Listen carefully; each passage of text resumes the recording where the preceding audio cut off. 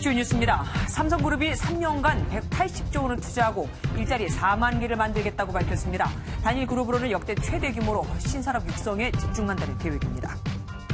강수량이 예년에 13%밖에 안 되지만 앞으로도 당분간은 비 소식이 없어 농작물 피해가 더 늘 것으로 보입니다. 농업용 저수지마저 말라버린 현장을 MBN이 찾아갔습니다. 청약 통장을 대량으로 사들인 뒤 당첨된 분양권에 웃돈을 붙여 한 1,000여 명이 붙잡혔습니다. 이들은 당첨 확률을 높이기 위해 통장 명의자의 위장 전입은 물론 위장 결혼까지 시켰습니다. 북한이 동창리 서해 위성 발사장 해체 작업에 속도를 내고 있습니다. 이게 사실이라면 김정은 위원장은 트럼프 대통령에게 약속한 엔진 시험장 파괴 첫 이행 조치를 실행에 옮긴 겁니다.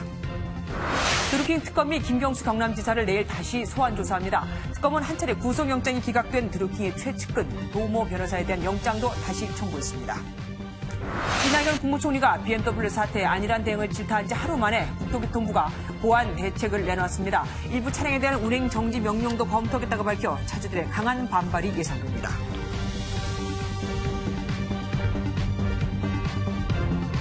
삼성그룹이 앞으로 3년 동안 180조 원을 투자하고 4만 명을 채용하겠다고 밝혔습니다. 단일 그룹으로는 역대 최대 투자 계획입니다. 이혁준 기자입니다. 삼성그룹이 앞으로 3년 동안 180조 원을 투자하고 이 가운데 130조 원을 국내에 투입하겠다고 발표했습니다.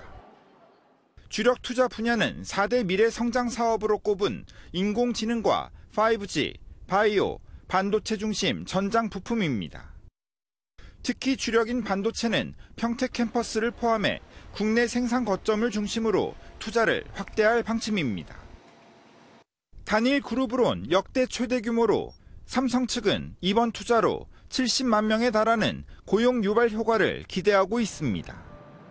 삼성은 또 4만 명을 직접 채용하는 동시에 청년 일자리 창출과 중소기업과의 상생협력 방안도 확대해 추진하기로 했습니다.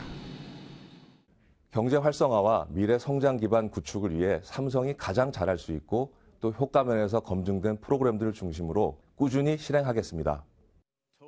경제계에선 삼성전자의 올해 영업이익이 65조 원에 달할 것으로 추정하는 만큼 삼성의 자금 여력은 충분할 것으로 보고 있습니다. MBN 뉴스 이혁준입니다. 김동연 부총리가 이재용 부회장을 만났을 때 정부의 투자 구걸 논란이 일면서 삼성은 그날 바로 이런 대규모 투자 계획을 발표하기가 껄끄러웠을 겁니다. 그래서 며칠 기다렸다가 문재인 대통령의 일자리 창출 요구에 대한 화답으로 오늘 발표를 한 겁니다. 보다 자세한 투자 배경 민지숙 기자가 알아봤습니다. 지난달 9일 삼성전자 인도공장 준공식에서 이재용 삼성전자 부회장을 만난 문재인 대통령. 짧은 첫 만남에서 문 대통령은 이 부회장에게 한국에서도 일자리를 더 많이 만들어주길 바란다고 당부합니다. 삼성은 즉각 투자와 고용, 동반 성장 방안 마련에 나섰고 한 달 만에 대규모 투자 계획을 내놨습니다. 당초 재계에서 예상한 수준인 100조 원을 훨씬 뛰어넘는 수준입니다. 이는 문 대통령 요구에 대한 이재용 부회장의 화답으로 해석됩니다. 일각에서는 이 부회장의 자신감과 공격적인 신성장 사업 확대 의지를 내비친 것이라는 분석도 있습니다. 이번 방안을 내놓기까지의 과정은 순탄치만은 않았습니다. 평택 캠퍼스에서 이루어진 김동연 부총리와 이 부회장과의 만남을 앞두고 투자 구걸 논란이 불거지며 발표를 미룬 겁니다.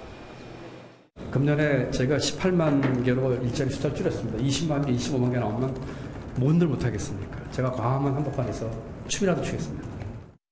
때문에 시장에서는 이런 예상 밖 투자에 대해 삼성이 전공법을 선택했다는 분석을 내놓고 있습니다. MBN 뉴스 민지숙입니다. 삼성그룹을 포함해 국내 4대 그룹이 최근 밝힌 투자액은 합하면 300조 원이 넘습니다. 과연 투자에 훈풍이 불 수 있을까요? 김태일 기자입니다. 지난해 12월부터 김동연 경제부총리를 만난 그룹 총수들은 줄줄이 대규모 투자 계획을 발표했습니다. 기간은 다르지만 삼성과 현대차, SK, LG 등 국내 4대 그룹이 밝힌 투자 금액은 모두 302조 원, 채용 인원은 12만 3천 명에 달합니다. 다른 대기업들도 구체적인 투자 계획을 확정하진 않았지만 큰 틀에서 투자의 필요성에는 공감하는 분위기입니다. 경기 활성화를 위한 인력 투자라든지 아니면 시설 투자는 지속적으로 늘려갈 계획입니다. 문제는 경제 상황입니다.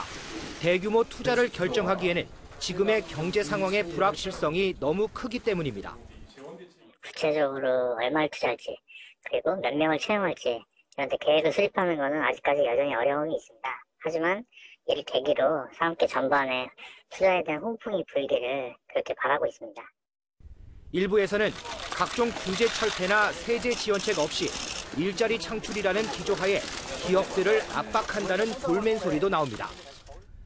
윤종원 청와대 경제수석이 최근 정부와 기업이 건강한 관계를 갖는 것이 중요하다며 투자에 애로사항이 있으면 언제든지 이야기를 듣겠다고 말한 것도 이를 의식한 발언으로 풀이됩니다. 주요 대기업의 잇따른 대규모 투자 발표가 다른 기업들의 투자를 이끌어내는 나비 효과를 가져올 수 있을지 주목됩니다. MBN 뉴스 김태일입니다. 올여름 강수량은 평년의 13%밖에 안 됩니다. 이렇다 보니 저수지마저 말라가고 있습니다. 전남에서 가장 큰 호수인 나주호는 20%대 저수율을 보이며 바닥을 보이고 있습니다. 정치훈 기자가 취재했습니다. 전남 곡창지대에 물을 대는 나주호입니다. 우리나라에서 가장 큰 농업용 조수지지만 황량한 모습입니다. 상류 쪽에는 과거 주민들이 쓰던 다리가 앙상한 모습을 드러냈습니다. 봄까지만 해도 물이 넘실거렸지만 20%대 저수율을 보이며 제한급수에 들어갔습니다. 저수지 바닥은 이처럼 쩍쩍 갈라지고 곳곳에 풀들이 자라면서 마치 황무지를 보는 것 같습니다. 다소 공급이 어려운 지역에는 저희들이 임시 양수장을 설치를 해서 직접 급수를 하고 있고요. 인근 담양호도 마찬가지입니다. 30%대 저수율을 보이면서 가뭄 심각 단계에 접어들었습니다. 전국 평균 저수율은 반토막 수준입니다. 폭염 속에 비다운 비마저 내리지 않아 애써 키운 밭작물은 말라가고 있습니다. 옥수수는 여물지도 못한 채 말라가고 콩과 대파도 누렇게 시들었습니다. 농작물은 타들어가고 있는데 이거 너무 각박한 지금 상황입니다. 지금. 내일이라도 모레라도 항상 기대는 비가 좀 내렸으면 하는 그 심정으로 살고 있죠. 하루하루를. 당분간 비 소식이 없어 폭염으로 시작된 가뭄은 벼수학에도 피해를 끼칠 것으로 보입니다. MBN 뉴스 정춘우입니다. 보통 여름철이면 119 구조대는 물놀이 사고나 교통사고 현장에 주로 출동하고 겨울에 화재 진압을 많이 하는데 이번 여름은 다릅니다. 기록적인 폭염 탓에 자연 발화와 같은 화재가 자주 발생하고 또 벌들이 기승을 부리고 있기 때문입니다. 강세형 기자가 보도합니다. 시뻘건 불길이 건물을 집어삼킬 듯 타오릅니다. 울산 보온재 공장에 쌓아둔 원료 더미에서 큰 불이 났습니다. 당시 영남 지방의 기온은 40도에 육박했는데 소방당국은 자연 발화의 가능성을 염두에 두고 있습니다. 요즘처럼 무더운 날씨엔 물건이 쌓여있는 곳 내부에 열이 축적돼 자연 발화가 발생할 수 있습니다. 실제로 올여름 화재는 평년보다 500건 이상 늘어난 3,407건이 발생했는데 자연 발화와 냉방기 화재가 주된 증가 원인으로 꼽힙니다. 저장소의 온도를 좀 낮게 유지를 하고 가염을 좀 분산해서 나눠서 열이 축적이 잘 안 되도록. 구조대원이 빌라에 매달린 벌집에 약품을 뿌립니다. 최근 폭염으로 벌의 활동이 왕성해지면서 서울의 벌집 제거 출동도 지난해보다 40%나 늘어났습니다. 자극하지 말고 다른 곳으로 피하셔서 119에 신고해 주시면 저희가 나가서 벌을 처리하겠습니다. 기상이변 수준의 무더위, 소방관들의 여름도 어느 때보다 고됩니다. MBN 뉴스 강세현입니다. 워터파크로 물놀이를 갔다가 눈병이나 피부 질환이 생긴 분들이 꽤 많습니다. 워터파크는 일반 수영장과 달리 수질 검사를 길게는 1년에 한 번만 하면 되거든요. 그 다음은 상상이 되시죠? 정수정 기자입니다. 아이들과 함께 폭염을 피해 워터파크를 찾는 가족들이 많습니다. 시원한 물놀이도 잠시, 돌아와 피부 질환을 얻는 경우도 종종 생깁니다. 애기가 아토피가 있어서 워터파크를 안 가다가 이번에 갔는데 갔다 와서 고생을 많이 했어요. 간지럽고 막 부풀어 오르고 막. 실제 국내 워터파크 4곳을 조사했더니 눈병이나 피부 발진, 호흡기 장애를 일으킬 수 있는 결합 잔류염소가 검출됐습니다. 국내 수질 기준은 만족했지만 염소의 이용객들의 땀과 오줌 등이 섞여 생겨나는 결합 잔류염소는 미국 기준치의 최대 3배가 넘었습니다. 가는 동안에 계속 간지럽더라고요. 가슴하고 엉덩이하고 허벅지하고 팔 쪽이 막 온몸에 퍼져가지고 나 있는 상태였거든요. 물 교체 주기가 길고 이용객이 많을수록 수치가 높아지지만 국내에서는 수질 검사 항목에 아예 빠져 있습니다. 우리나라에서도 결합 잔류 염소 등 검사 항목을 추가하여 국제적 수준으로 기준을 강화할 필요가 있겠습니다. 워터파크 수질 검사는 사업자가 알아서 하는 데다 15일에 한 번씩 검사를 하는 바닥분수와 달리 길게는 1년에 한 번 검사를 시행합니다. 매년 수백만 명이 찾는 만큼 수질 검사 주기도 줄여가야 한다는 지적입니다. MBN 뉴스 정수정입니다. 분양만 했다 하면 수백 대 1의 경쟁률에 나올 정도로 들썩이고 있는 아파트 분양 시장. 하지만 뜨거운 만큼 불법도 횡행하고 있습니다. 경찰이 최근 3년간 아파트 분양 시장을 들여다봤더니 300여 개의 청약 통장을 사들여 불법으로 따낸 분양권만 243건이나 됐습니다. 이들은 이렇게 얻은 분양권을 한 개당 1,000만 원에서 많게는 1억 원까지 받고 떴다방 등을 통해 불법으로 되판 혐의를 받고 있는데 그 힘들다는 분양권을 이들은 어떻게 이렇게 많이 따냈을까요? 예를 들면 아이가 셋 있는 2가족을 위장 결혼시켜 아이가 마치 6명 있는 것처럼 꾸미는 겁니다. 그럼 청약 가점이 확 높아지거든요. 이에 비하면 위장 전입 정도는 아무것도 아닌 겁니다. 임성재 기자가 보도합니다. 늦은 밤 손에 서류를 들고 아파트 모델하우스 주변을 배회하는 사람들이 적지 않습니다. 일반 장터 같지만 알고 보면 분양권을 사고 파는 불법 야시장입니다. 51살 A씨는 수년간 이런 야시장을 돌며 아파트 분양권을 사거나 최대 1억 원의 웃돈을 붙여 되팔았습니다. 점수 방식으로 아파트 청약 제도가 강화되자 A씨는 아예 청약 점수 조작에 나섰습니다. 실제 범행에 사용된 서류입니다. 분양권에 당첨되기 위해 위장 전입과 위장 결혼을 시키는 등 관련자만 1,000여 명에 이릅니다. 청약 가점을 받기 위해 각각 3명씩 자녀가 있는 남녀를 호적상으로 결혼시키는가 하면 부양가족이 7명인 세대주를 8차례 다른 지역으로 위장 전입시켜 분양권 7건을 확보했습니다. 광고를 내서 문의가 오면 그 문의 받는 걸로 해서 서로 이제 합의하에 처리를 하는 거죠. 주로 생활고에 시달리는 저소득층을 이용했는데 그 대가로 200만 원에서 1,000만 원을 지급했습니다.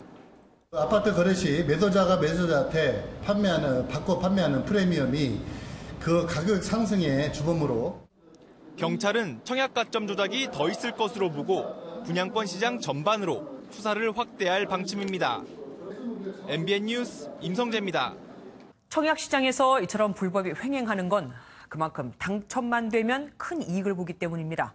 정부가 분양가를 통제하면서 로또 아파트를 양산하고 있는 셈이죠. 지금도 서울의 집값이 또 심상치 않은 모습을 보이고 있습니다. 박통일 기자입니다.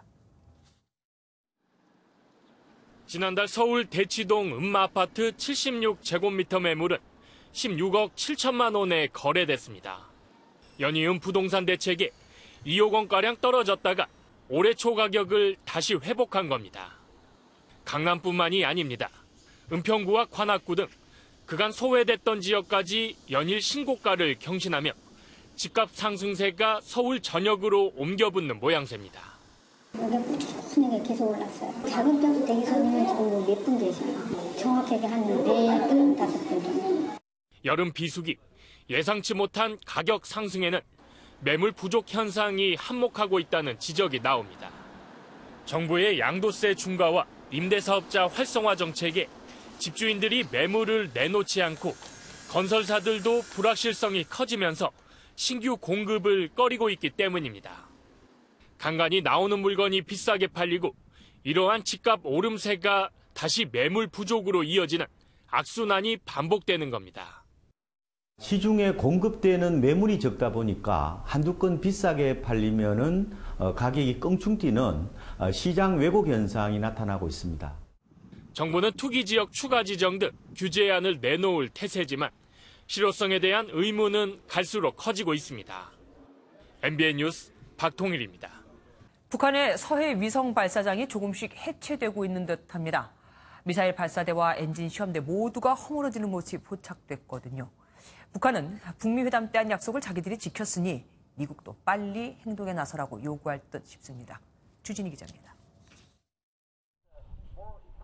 미국의 북한 전문 매체인 38로스가 지난 3일 촬영된 위성 사진을 공개하며 북한 동창리 서해 위성 발사장 해체에 친척이 있다고 분석했습니다. 지난달 사진과 비교해보면 미사일 엔진 시험대는 조금 낮아져 해체돼 있고 분리된 철골 구조물은 바닥에 늘어져 있습니다. 이 모습은 발사대에서도 마찬가지입니다. 발사 지지용 구조물의 서쪽 벽 3분의 2와 북쪽 벽 3분의 1이 제거돼 잔해가 바닥에 늘어져 있는 모습이 포착된 겁니다. 북한 김정은 위원장이 약속대로 미사일 엔진 시험장 등을 해체하고 있는 것으로 보입니다. has told me that North Korea is already destroying a major missile engine testing site. That's not in your signed document. We agreed to that after the agreement was signed. 하지만 이 위성 사진을 분석한 조지프 벼뮤데즈 연구원은 약속 이행의 첫걸음으로 보이지만 단언하기는 조심스럽다고 분석했습니다. 현재 진행되고 있는 것이 해체가 아닌 구조 변경 과정일 수가 있고 언제든 다시 조립할 수 있기 때문입니다. 만약 엔진 시험대의 콘크리트 지지물이나 미사일 발사 타워 등이 해체된다면 영구적이고 되돌릴 수 없는 비핵화의 첫 조치가 될 수 있다고 평가하기도 했습니다. MBN 뉴스 주진입니다. 미국 내 강경파 볼턴 백악관 안보보좌관이 연일 북한에 강원 양면 메시지를 보내고 있습니다. 폼페이오 장관의 방북 제안 등 대화 의지를 강조하면서도 비핵화 전에 제재 완화는 없다고 압박을 계속하는 겁니다. 김희경 기자입니다. 한동안 잠잠했던 강경파 존 볼튼 백악관 국가안보보좌관이 연일 방송에 출연해 목소리를 내고 있습니다. 아세안 지역 안보 포럼 ARF에서 북미가 접점을 찾지 못하고 힘겨루기를 펼친 후부터입니다. 메시지는 양면적입니다. 우선 김정은 위원장에게 전달된 트럼프 대통령의 친서에 폼페이오 장관의 4차 방북 제안이 포함됐다며 대화 의지를 강조했습니다. The Secretary of State, Mike Pompeo, is prepared to go back to North Korea to meet with Kim Jong-un. We've proposed that in our most recent letter from the President to Kim Jong-un. 트럼프 대통령 역시 김 위원장과 만날 준비가 돼 있다고도 말했습니다. 그러면서도 지금 필요한 건 수사가 아니라 실행이라며 비핵화가 진전되기 전까지 제재 완화는 없을 것이라고 압박했습니다. 정의용 청와대 국가안보실장과 통화한 사실도 언급했습니다. 북한산 석탄의 밀반입 의혹과 관련해 대북 제재 공조를 재확인했다는 겁니다. Fully with us, and they'll do what's appropriate under South Korean law, including prosecution. 볼튼 보좌관의 이딴 발언은 구체적인 비핵화 조치에 대한 압박을 이어가면서 2차 북미 정상회담을 위해 물꼬를 트기 위한 움직임으로 해석됩니다. MBN 뉴스 김희경입니다. 북한산 석탄 반입 논란과 관련해 야당은 연일 공세를 이어가고 있습니다. 국정조사나 특검까지 해야 한다고 밝혔는데 청와대는 미국이 한국 정부를 깊이 신뢰한다며 맞섰습니다. 야당과 언론만 한국 정부를 믿지 않는다면서요. 이동석 기자입니다. 자유한국당은 북한산 석탄 반입 의혹을 놓고 정부의 대북 제재 감시가 소홀하다고 공격했습니다. 잘못하면 국가적 재앙이 될 수도 있다. 의아스럽기도 하고 당혹스럽기도 하고 그렇습니다. 국정조사와 특검, 청문회를 요구하는 목소리도 나왔습니다. 국정조사를 빨리 실시를 해야 되지 않을까. 이것이 미진하다고 느껴지는 경우에는 그다음에 청문회라든지 특검까지 해야. 바른미래당도 강경화 외교부 장관 등의 국회 출석을 요구하며 강도 높은 검증을 예고했습니다. 정부 당국이 쉬쉬할 문제가 아니고 국회 상임위를 열어서 정부로부터 현재의 상황에 대한 정확한 설명을 들어야 할 것이라고. 이에 대해 청와대는 미국은 우리 정부의 불만을 제기한 적이 없고 미 국무부는 한국 정부를 깊이 신뢰한다는 논평을 이미 발표했다며 야당의 지적에 반박했습니다. MBN 뉴스 이동석입니다. 드루킹 특검이 지난번 구속영장을 청구했다가 기각됐던 도모 변호사에 대한 영장을 다시 청구해 오늘 영장 심사가 열렸습니다. 혹 이번에도 영장이 나오지 않으면 어쩌나 우려했는지 몰래 영장을 청구했다가 언론에 딱 걸렸습니다. 손기준 기자입니다. 경공모 핵심 멤버이자 오사카 총영사 인사청탁의 당사자인 도모 변호사의 구속 여부가 오늘 밤늦게 결정됩니다. 영장 심사에 출석한 도 변호사는 취재진의 질문에 아무런 대답도 하지 않았습니다. 2.13 지방선거 관련해가지고 김경수 지사 도 변호사는 법정에서는 여태껏 특검팀이 소환하면 줄곧 성실히 출석해왔다며 구속 사유가 없다고 주장했습니다. 또 마치 제가 돈을 직접 전달해서 노회찬 의원을 죽인 것처럼 기사가 나가기도 했다며 억울함을 토로했습니다. 앞서 특검은 증거 위조와 노 의원에게 불법 자금을 건넨 혐의로 구속영장을 청구했지만 기각당했고 이번에는 댓글 조작에 공모한 혐의를 추가했습니다. 특검 측은 이번 심사에 최득진 특검보가 직접 참여하는 등 바짝 신경을 쓰는 모습입니다. 이 관련해서도 혹시 따로 준비하신 게 있습니까? 열심히 하고 있어요. 자, 그쪽에 타세요. 구속영장이 또다시 기각될 경우 정치권과의 연결고리를 파헤치려는 특검 수사는 타격을 입을 수밖에 없어 법원의 판단이 주목됩니다. MBN 뉴스 송기준입니다. 아직도 조사할 게 많이 남았다고 밝힌 특검팀이 내일 오전 김경수 경남지사를 다시 불러 조사합니다. 드루킹과의 대질 신문이 이어질까 여부가 가장 큰 관심사입니다. 이병주 기자입니다. 김경수 경남지사가 소환조사 사흘 만인 내일 오전 9시 반 특검에 다시 나와 조사를 받습니다. 김 지사가 경남 도정이 중요하다고 밝힌 데다 휴가 일정 등을 고려하면 특검은 추가 소환이 어렵다 보고 내일 조사에 사활을 걸 것으로 보입니다. 따라서 줄곧 김 지사의 범행을 주장하고 있는 드루킹 김동원 씨와의 대질 신문 가능성도 점쳐지고 있습니다. 대질 신문 예정이신가요? 그거는 추가 소환을 해봐야 알 것 같습니다. 김 지사는 지난 조사에서 파주 느릅나무 출판사 방문 사실과 드루킹 측으로부터 경공모 소개를 받았다는 내용 등은 인정했습니다. 김 지사 측 변호인은 드루킹과의 만남 등을 부인하는 것이 아니라 킹크랩 시연이 없었다는 게 진술의 요지라고 설명했습니다. 김 지사 소환을 하루 앞두고 특검팀은 매크로 프로그램 운영에 관여한 트렐로 강모 씨를 조사하면서 막판 다지기에 집중했습니다.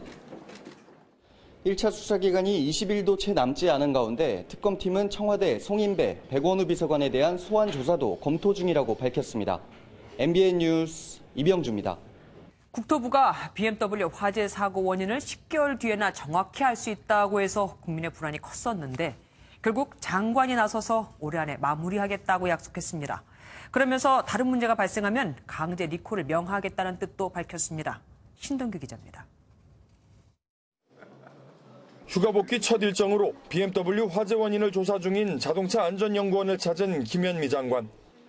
통상적인 조사 기간인 10개월은 너무 길다며 절반으로 단축해 올해 안에 결론 내라고 주문했습니다.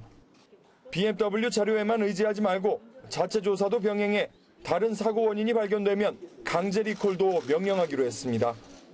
특히 안전진단을 받지 않았거나 진단 결과 위험하다고 판단된 차량은 운행정지 명령까지 검토하고 있다며 강수를 뒀습니다.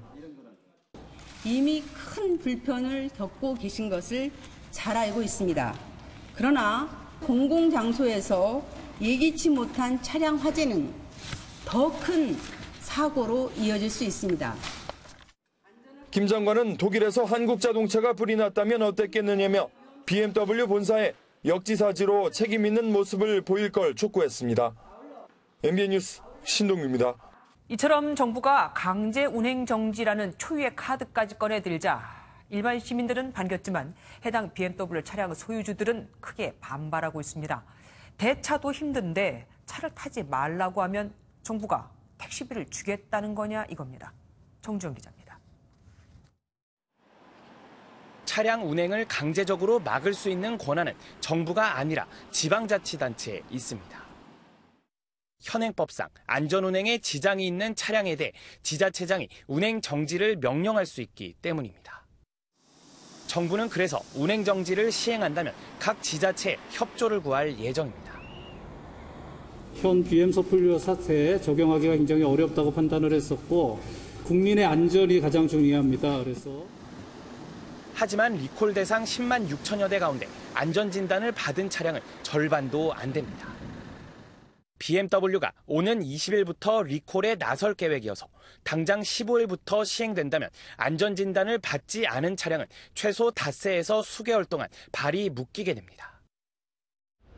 점검조차 받기 어려운 상황에서 피해가 더 커지는 셈이어서 차주들은 크게 반발하고 있습니다. 굉장히 안 좋죠. 새 차를 제가 마음대로 못 몰고 다니는데 좋겠어요. 정부는 다만 운행 정지 명령을 어겨도 실제 처벌은 쉽지 않을 것이라며 유보적인 태도를 보였습니다. MBN 뉴스 정주영입니다. 문재인 대통령이 인터넷 전문 은행에 한해 규제를 완화하자며 국회에 입법을 요청했죠. 오랜만에 여야 원내대표가 처리에 합의하며 법안 마련에 파란불이 켜졌는데 하지만 강론으로 들어가면 또 이견이 상당합니다. 김수영 기자가 보도합니다. 문재인 대통령은 진보 진영의 반대 목소리에도 불구하고 인터넷 전문은행에 대한 규제 완화를 국회에 요청했습니다. 국회가 나서서 입법으로 뒷받침해 주기를 기대합니다. 필요한 보완책도 함께 강구해 주시기 바랍니다. 그동안 반대 입장이던 여당도 입장을 바꿨고 여야는 법안 처리에 의견 일치를 봤습니다. 인터넷 전문은행 특례법 이거는 처리하기로 했습니다. 그리고 비금융 주력자의 자본 보유 한도를 상향하는 방향으로. 하지만 실제 법안 처리 과정은 그리 순탄해 보이지만은 않습니다. 국회 정무위원회에 올라온 5개 법안마다 세부 내용에선 의견이 갈리기 때문입니다. 자유한국당 측 법안은 은행법을 개정해 전반적인 규제를 풀자인데 반해 더불어민주당 측 법안은 은산분리 기조를 건드리지 않고 특례법을 만들자는 입장입니다. 산업자본의 지분을 2대 주주 수준인 34%까지 허용하느냐, 최대 주주 지위인 50%까지 허용해 주느냐, 총수가 있는 대기업의 투자 상한을 현행대로 4%로 묶어두느냐도 쟁점이 될 전망입니다. 국회 정무위원회는 21일부터 사흘간 전체 회의를 열고 인터넷 전문은행 규제 해소 법안에 대한 최종 논의에 들어갑니다. MBN 뉴스 김수형입니다. 문재인 대통령은 지난주 휴가였죠. 그런데 이 휴가 중에도 기무사 해편을 지시한 뒤 송영무 국방장관에게 또 대면 보고를 받은 것으로 드러났습니다. 장관의 직접 보고를 받고 지시가 이뤄진 게 아니라 순서가 그 반대였던 겁니다. 이유가 뭘까요? 최중락 기자가 보도합니다. 문재인 대통령이 휴가 중인 지난 3일 기무사 해편을 지시했습니다. 기무사의 전면적이고 신속한 개혁을 위해 현재의 기무사를 근본적으로 다시 재편해 과거와 역사적으로 단절된 새로운 사령부를 창설하도록 지시하셨습니다. 기무사 해편안은 전날 국방부가 서면으로 청와대 안보실에 전달했고 대통령에게 보고됐습니다. 그런데 기무사 해편안이 발표된 그날 저녁 송영무 국방장관은 청와대로 복귀한 대통령에게 관련 내용을 직접 보고한 것으로 드러났습니다. 서면 보고 이후 기무사 해편 발표 그리고 대통령 대면 보고가 이뤄진 겁니다. 청와대 김의겸 대변인은 이른바 거꾸로 보고 이유에 대해 대통령과 장관 사이에 내용을 충분히 공유했다며 사후 대면 보고도 자연스러운 흐름이라고 밝혔습니다. 또한 송 장관이 대면 보고 이후 6일 페이스북에 올린 글이 장관 유임을 언제 받은 것 아니냐는 질문에는 관련 정보가 없다고 말했습니다. 청와대는 대통령 대면 보고는 송 장관의 요청이었다고 설명했습니다. 기무사 개혁안 외에도 무엇을 보고하고 보고받을 이유가 있었는지 관심이 쏠립니다. MBN 뉴스 최중락입니다. 이른바 삼철로 불리는 문재인 대통령의 핵심 측근 이호철 전 청와대 민정수석과 양정철 전 청와대 비서관 그리고 전해철 민주당 의원이 한자리에 모였습니다. 민주당 전당대회에 개입하지 말자는 논의를 했다는데 의견이 좀 갈렸다고 합니다. 김종민 기자입니다. 민주당 당권 레이스에서 후보들이 가장 강조하고 있는 건 바로 문신 마케팅. 문재인 대통령과의 친분입니다.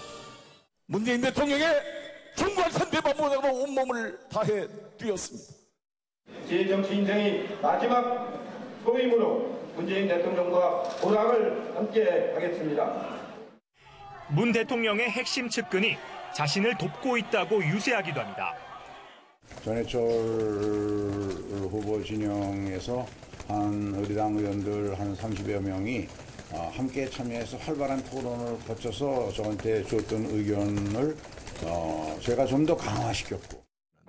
친문 마케팅이 과열 조짐을 보이자 문 대통령의 핵심 측근으로 불리는 이호철 전 청와대 민정수석과 양정철 전 비서관 그리고 전해철 민주당 의원이 지난 3일 저녁 자리를 함께했습니다. 일단 세 사람은 친문 마케팅을 포함해 지나친 당권 경쟁은 대통령에게 부담이 될 수 있다는 점에는 공감했습니다. 하지만 중립선언 문제를 두고는 의견을 달리했습니다. 현실 정치에 거리를 두고 있는 이 전 수석과 양 전 비서관은 중립을 지키자고 뜻을 모았지만 전해철 의원은 그럴 수 없다는 입장을 전한 것으로 알려졌습니다. 전 의원은 2, 3일 내에 전당대회와 관련해 자신의 입장을 밝힐 예정입니다. MBN 뉴스 김종민입니다. 경기도 포천에 있는 화력발전소에서 폭발 사고가 나 5명의 사상자가 발생했습니다. 아직 실제 가동도 하지 않은 곳입니다. 이달 말 상업 운전을 앞두고 시험 운전 중이었거든요. 서동균 기자입니다. 경기도 포천의 한 화력발전소입니다. 오늘 오전 9시쯤 이곳 발전소에서 폭발 사고가 발생해 현장에 있던 근로자 1명이 숨지고 4명이 부상을 입었습니다. 그 집 방화문 강화도화가 한 30cm 열리면서 폭발음이 들리는 거예요. TNT 폭발음하고 또 비슷한 소리가 나는데 펑 하고 소리가. 숨진 40대 김모 씨는 석탄을 옮기는 컨베이어 벨트 인근 지하에서 일하다 폭발을 피하지 못해 변을 당한 것으로 알려졌습니다. 폭발이 발생한 사고 현장입니다. 보시는 것과 같이 컨베이어 벨트를 감싸고 있던 철벽이 무너져 내렸고 외벽도 부서졌습니다. 경찰과 소방당국은 컨베이어 벨트로 석탄을 끌어올리는 과정에서 분진 폭발로 사고가 난 것으로 보고 정확한 원인을 조사하고 있습니다. 점검 센서가 방폭으로 되어 있는 상태였었는데 그것을 열고 센서를 조정을 했는지 닫고 센서 조정을 했는데도 그 폭발이 일어났는지 그거에 대해서는 현재 조사 중에 있습니다. 경찰은 내일 국과수와 합동 감식을 진행하고 숨진 김 씨의 부검을 통해 정확한 사고 원인을 규명할 예정입니다. MBN 뉴스 서동균입니다. 원양 어선에 고의로 불을 낸 뒤 보험금을 67억 원이나 타낸 일당이 붙잡혔습니다. 국내 보험업계 선박 화재로 지급된 보험금 중 가장 큰 액수인데 내부 제보가 없었더라면 완전 범주가 될 뻔했습니다.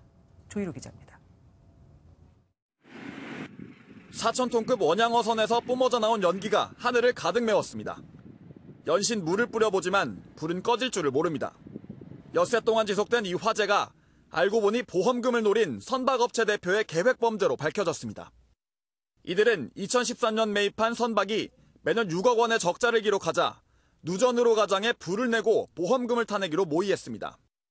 대표의 지시로 직접 불을 지른 이모 씨는 범행 전 남아공으로 건너가 열흘 동안 머물며 배의 구조를 살폈고 양초를 이용해 5시간 뒤에 불이 붙게 한 뒤 그 사이 공항으로 이동해 알리바이를 만드는 치밀함도 보였습니다.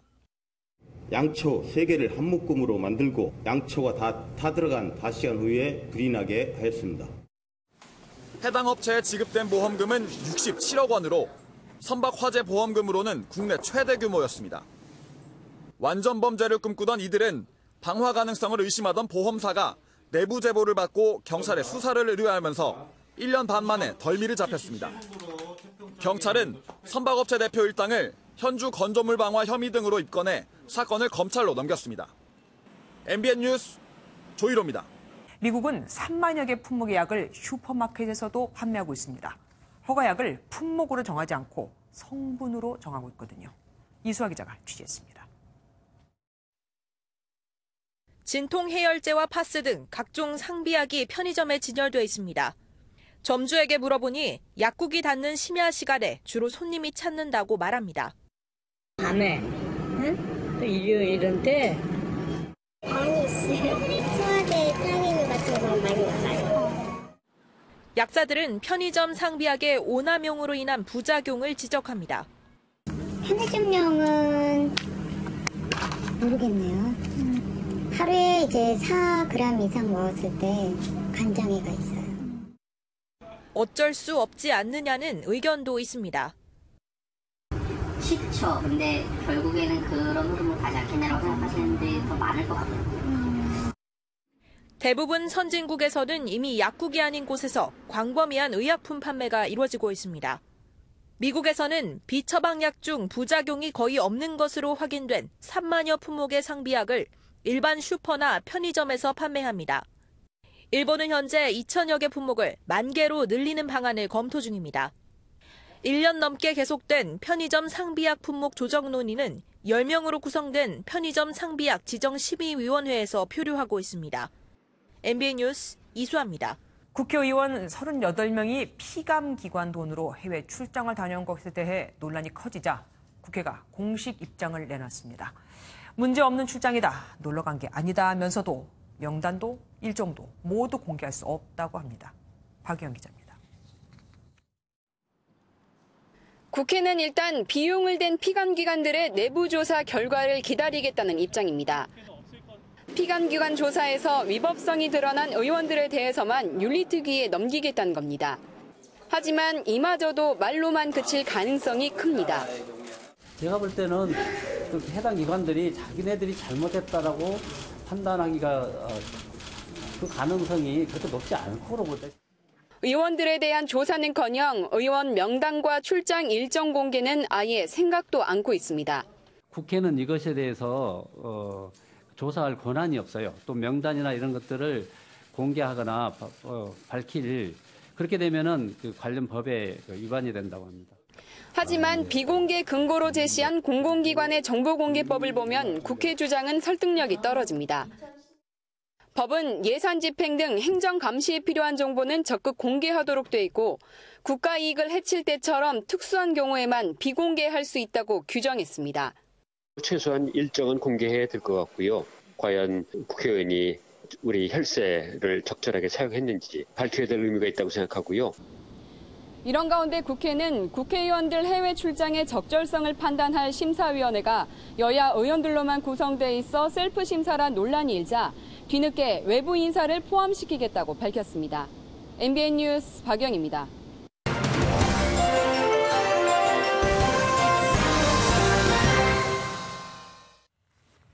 깜깜이 돈, 쌈짓돈은 절대로 안 된다. 특수활동비를 둔 문희상 국회의장의 취임 일성입니다. 그런데 취임 한 달 만에 국회 사무처는 문희상 의장과는 너무나 다른 행동을 취했습니다. 2016년 특수활동비를 공개하라는 법원 1심 판결에 불복해 항소하기로 했거든요. 국회가 국민을 무시했다고 해야 할까요? 아니면 국회의장을 무시했다고 봐야 할까요? 2004년과 올 5월 두 번이나 특수활동비 공개가 정당하다는 대법원 확정 판결이 나왔음에도 질 게 뻔한 싸움을 또다시 시작하겠다는 이유. 바로 내일 내 거기 때문입니다. 이번에 공개 청구를 한 기간은 20대 국회 전반기로 현역 의원들이 포함되거든요. 공개되면 논란이 일 수 있으니 대책을 마련한 후에 공개하겠다는 겁니다. 사실 이것만 봐도 이미 문제가 있다는 걸 시인한 격 아닐까요? 소송으로 시간을 끌며 미리 빠져나갈 구멍을 만든다는 비판이 쏟아질 만도 하죠. 게다가 더 기가 막힌 건 이 소송 비용이 모두 국민이 낸, 우리가 낸 세금이라는 겁니다. 2015년부터 3년간 들어간 소송비만 3,300만 원. 여기에 항소를 한다니 또 돈이 나가는 거죠. 2001년 일본에서도 시민단체가 외무성에 기밀 예산, 이 특수활동비를 공개해달라고 요청했습니다.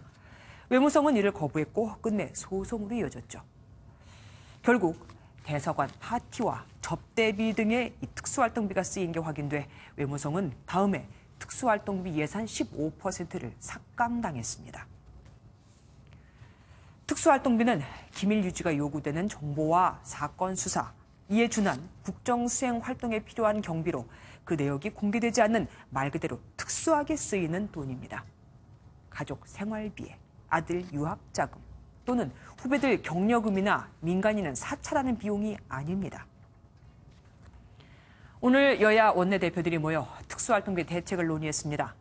내년부터 대부분의 활동비는 영수증 처리를 하되 꼭 필요한 부분만 최소한을 쓰겠다고 합니다. 그 꼭 필요한 부분이 어딘지, 최소한은 또 얼마나 되는지 역시 국민들은 또 모를 테죠. 국민은 지켜보고 있습니다. 돈 앞에 장사 없는 그런 국회인지 국회의원들인지. 뉴초점이었습니다. 어제 충남 천안에서 현금을 수송 중이던 보안업체 직원이 2억 원을 갖고 달아났습니다. 보안업체 측은 사건 발생 2시간이 지나서야 신고를 했습니다. 김영현 기자가 보도합니다. 충남 천안의 한 대형마트. 어제 오전 8시 50분쯤 주차장에 세워둔 현금 수송 차량에서 2억 원이 사라졌습니다. 동료 2명이 현금 자동 입출 금기에 현금을 채우러 간 사이 돈을 훔쳐 달아났습니다. 송 씨는 사건이 벌어지기 전날 밤 이 주차장에 미리 세워둔 자신의 승용차를 타고 그대로 도주했습니다. 비빔가방 같은 데다가 명을 때도 분명히 올 때도 있어요. 네. 보안업체 측은 도난 사실을 알고서도 2시간이 지나서야 경찰에 신고했습니다. 송 씨의 차량은 이미 경기 평택 방향으로 사라진 뒤였습니다. 현금 수송 차량의 보안도 허술했습니다. 해당 차량에는 금고가 없어 현금을 가방에 보관해왔습니다. 휴대전화를 8월 5일까지 사용하고 전원을 꺼놓은 상태고 현금 수송 차량을 바로 옆에다가 피해자 차량을 놓은 겁니다. 경찰은 송 씨를 출국 금지하고 CCTV 영상을 분석해 행방을 쫓고 있습니다. MBN 뉴스 김영현입니다. 부산 국제여객터미널 앞바다에서 하반신만 남은 시신이 발견됐습니다. 성별조차 알 수 없는 상태여서 신원 확인도 어려워 보입니다. 박상우 기자가 단독 보도합니다. 바다에 떠밀려온 쓰레기 사이로 사람이 엎드려 있는 듯한 형체가 보입니다. 신고를 받고 출동한 해경이 확인했더니 시신이었습니다. 사람이 기억자로 굽어질 건데 사람인지 인형인지 이제 확실히 몰라가지고. 청바지를 입은 채로 발견된 시신은 하반신만 남은 상태였습니다. 신원을 확인할 만한 단서도 전혀 나오지 않았습니다. 시신을 인양한 해경은 주변 해역을 추가로 수색했지만 상반신을 찾지는 못했습니다. 시신은 백골화가 일부 진행될 정도로 심하게 부패했습니다. 타살이나 자살 여부는 알 수가 없어서 일단 부검을 할 예정이고요. 그것도 지금 확인이 안 됩니다. 해경은 DNA 감정 등을 통해 신원부터 확인할 예정입니다. MBN 뉴스 박상호입니다.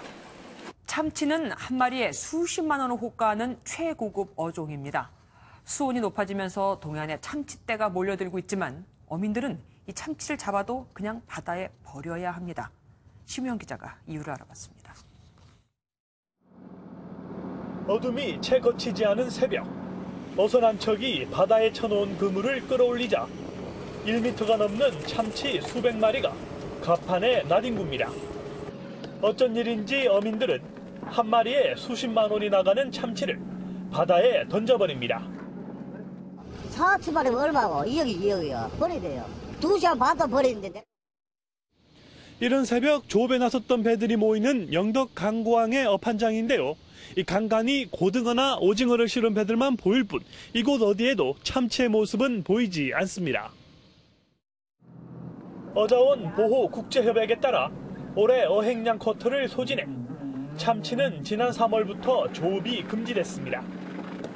우리나라 연근의 참치 쿼터는 599톤이지만 대부분 대형 선망이 독식했고 지역 정치망은 517kg 수십 마리에 불과합니다. 돈 안 되는 고기를 잡아와가지고 이렇게 판매를 하고 돈 되는 고기를 버리니까 억울하고 분하고 원통하고 그렇습니다. 참치는 그물을 끌어올리는 순간 죽기 때문에 방류한들 어자원을 회복할 수도 없습니다. 국제회사 기구에 의해 가지고 그것들하고 정해져 있는 거기 때문에 현지망에서는 이제 난리입니다. 그게 쓰레기나 마찬가지죠. 위판도 뭐하고. 어민들은 그물에 자연적으로 걸려 죽은 참치는 고래처럼 위판을 허용해 주기를 바라고 있습니다. MBN 뉴스 심호영입니다. 보물선 사기 의혹을 받는 신일그룹과 관련 회사들의 홈페이지가 갑자기 모두 다 문을 닫았습니다. 경찰이 서버를 압수하면서 코인 거래도 중단됐지만 신일그룹 측은 사업에 문제가 없다는 말만 반복하고 있습니다.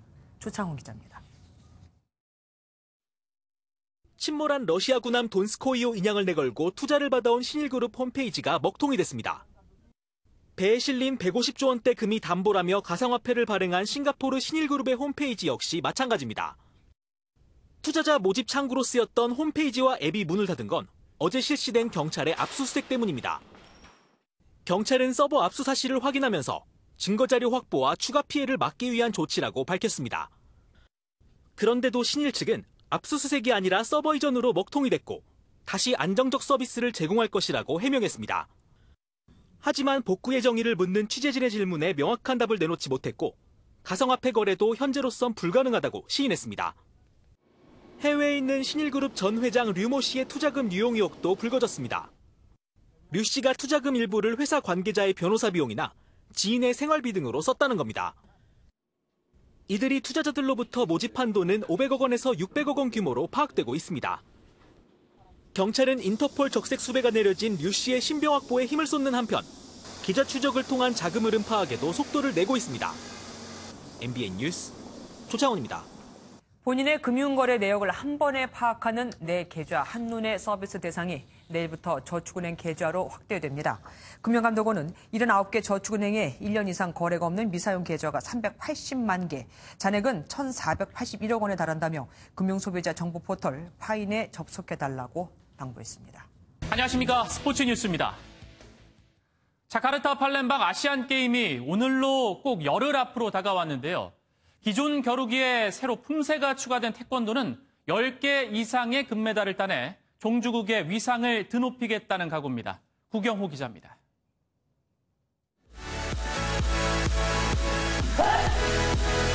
기품이 있고 절도 있는 자세는 기본. 공중 제비를 돌면서 발차기까지 입니다. 다채롭고 화려해진 태권도 품새. 이번 아시안게임에 새로 추가돼 남녀 개인 단체전에 모두 4개의 금메달이 걸려 있는데 대표팀은 싹쓸이를 노립니다. 음악을 깔아놓고 품새를 하는 그 종목도 생겨서 이제 많이 좀 친근하게 다가갈 수 있는 것 같습니다. 화려한 기술도 많고. 10개의 금메달이 걸린 겨루기는 이번에도 최강. 내심 4년 전 인천 대회에 6개의 금메달을 뛰어넘겠다는 각오입니다. 세계 랭킹 1위인 이대훈은 한국 태권도 최초로 아시안게임 3연패에 도전합니다. 조금 더 임팩트 있고 좀 더 스피드 있는 그런 발차기를 보여드리면서 좀 화려한, 치고받고 하는 그런 경기를 해야. 우리나라 선수단이 목표로 하는 금메달 65개 중 6분의 1가량을 책임져야 하는 태권도. 종주국의 자존심을 세울 수 있을지 관심이 쏠립니다. MBN 뉴스 구경호입니다. 아시안게임에 나설 황희찬과 이승우가 오늘 귀국해 대표팀 훈련에 합류했습니다. 두 해외파 공격수가 합류하면서 역대급 공격진이 보여줄 파괴력에 관심이 쏠리고 있습니다. 강영호 기자가 보도합니다. 가벼운 패스 훈련으로 동료들과 첫 훈련을 시작한 황희찬과 이승우. 이어서 황희찬은 공 뺏기 훈련에, 이승우는 개인 스트레칭을 하며 컨디션을 조절했습니다. 월드컵 공격진을 이끌었던 두 해외파 공격수가 합류한 아시안게임 대표팀. 손흥민, 황의조 등과 함께 이들이 구성할 공격진은 아시안게임 대표팀 중 역대급이라는 평가를 받고 있습니다. 공격수로서는 일단 골이 당연히 필요하다고 생각하고요. 골을 넣을 수 있는 선수들은 굉장히 많기 때문에 일단 좋은 모습을 많이 보여드리고 싶어요. 국가대표팀의 막내로 월드컵에 참가했던 이승우. 당찬 성격만큼이나 아시안게임 우승에 대한 강한 열망을 드러냈습니다.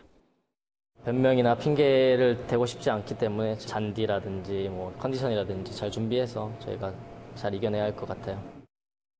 오는 13일 손흥민까지 자카르타 현지에서 합류하면 아시안게임 대표팀의 역대급 공격진은 완성됩니다. MBN 뉴스 강용호입니다. 내일도 폭염이 계속됩니다. 폭염 속 전국에 강한 소나기가 내리며 낮 기온을 조금이나마 끌어내려줄 것으로 기대되고 있는데요. 실제로 내일 서울의 낮 기온은 32도로 오늘 35도와 비교했을 때 3도가량 낮겠고 대구도 시원한 소나기로 인해 낮 기온이 35도 안팎까지 내려가겠습니다. 다만 소나기가 내린 뒤 습도는 높아져서 불쾌감은 더욱 상승하겠는데요.